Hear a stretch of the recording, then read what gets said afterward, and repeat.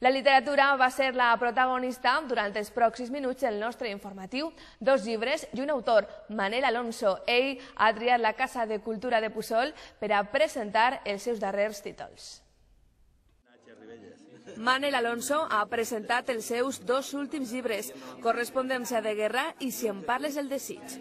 Per una banda, hi ha una poesia, diguem, de combat, de reivindicació social, de reivindicació de l'individu davant de les injustícies socials, i després hi ha un altre llibre, que és el Si em parles del desig, que és un llibre més hedonista, que parla d'allò del desig, de l'amor, de l'erotisme.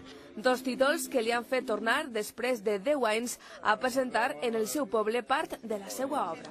Feia molt de temps que no presentava un llibre en Puçol. És a dir, l'altre dia estava mirant l'arxiu que tinc de fotografies. L'última, crec, va ser així, i va ser un llibre infantil, i l'anterior un llibre de microcontes que vingui Alfons Cervera a presentar-lo. És a dir, que des de finals dels 90 que no havia presentat cap llibre en Puçol.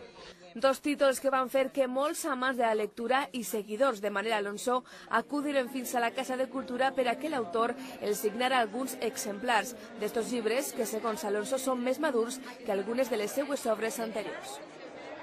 Alguns dels que no van voler perdre's esta cita literària van ser els components de l'actual corporació municipal, començant per l'alcalde de Puçol, que no va dubtar a felicitar l'autor per la publicació d'estos 2 llibres.